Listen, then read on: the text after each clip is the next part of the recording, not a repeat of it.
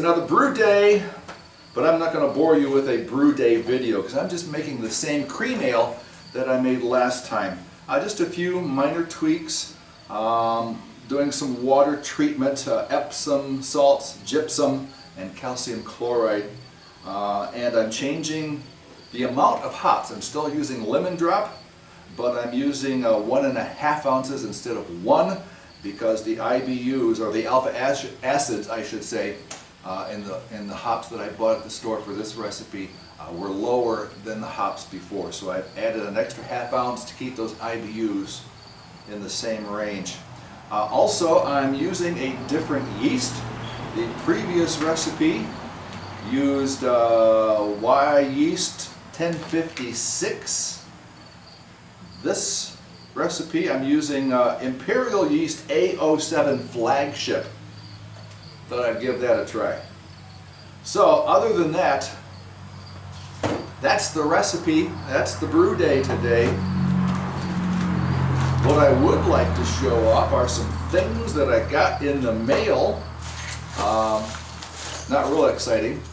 This is a cam lock with a garden hose fitting so that I can put the garden hose right on certain ports on my kettles and on my Herms coil and just blast those out.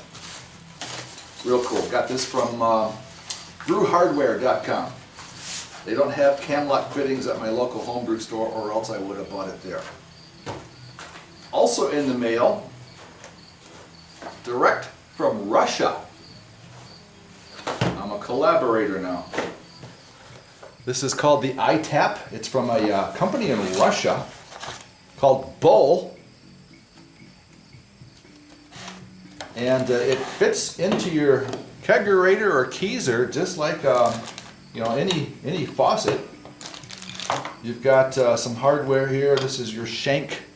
It's plastic, but you could use a stainless steel one if you want. It's got a gas attachment and also one for the beer, and how it works is you insert your bottleneck here and lock it into place with this cam.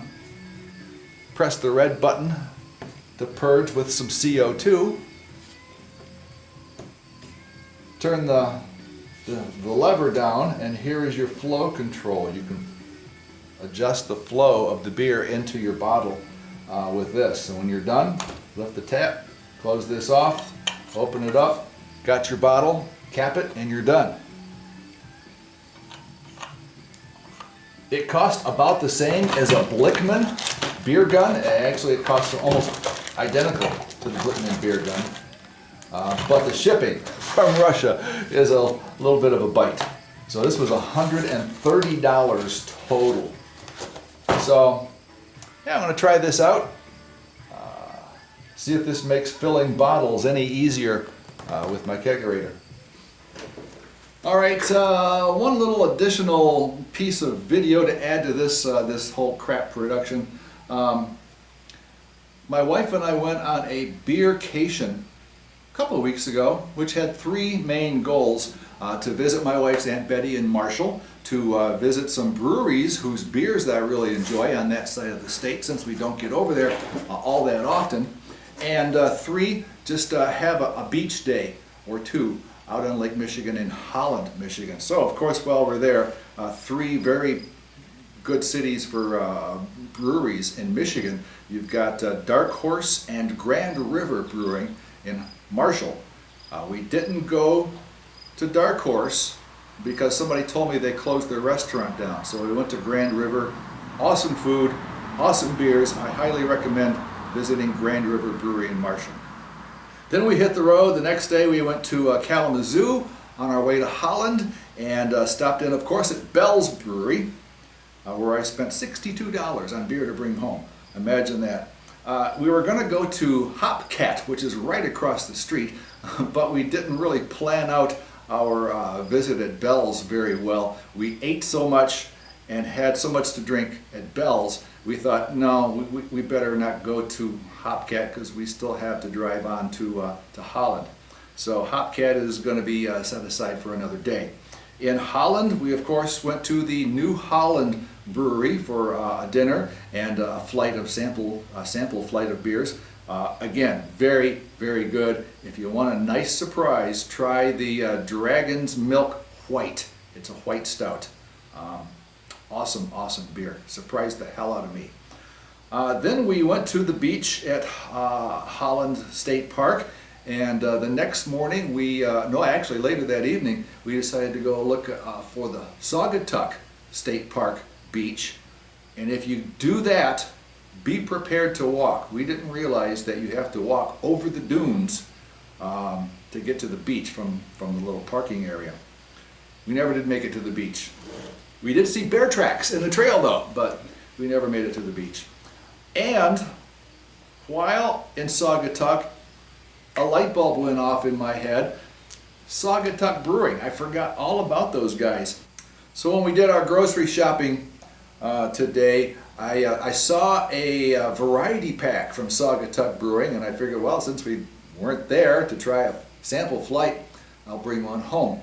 This is the first one I grabbed. It is a Blood Orange Blonde is the name of it, and it's a blonde ale made with blood orange in it. It's not clear, but I don't think it's a hazy IPA, New England IPA. It's a blonde ale, actually, not an IPA. The head retention was much better before I let it sit here for 10 minutes. But you can smell that orange.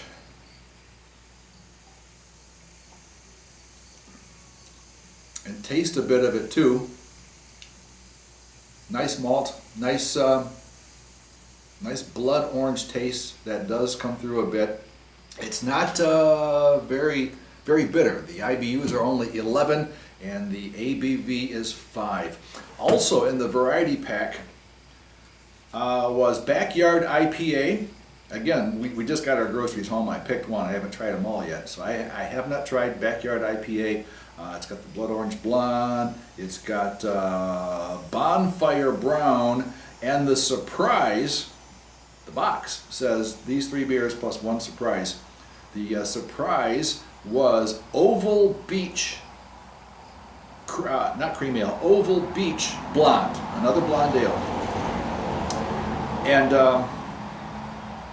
which is really funny because I didn't know the Oval Beach, which is an actual beach in Saugatuck, I didn't know that was in the pack. We also didn't know that that beach was there when we went to Saugatuck. Instead of walking 1.5 to 2 miles up and over the dunes, we could have gone to Oval Beach, which is just a couple of miles north, and parked right there by the beach. So live and learn. Next time we're in Saugatuck, I will visit Saugatuck Brewery. Next time we're in Saugatuck, I will go to Oval Beach and skip the walking. Who has time for that?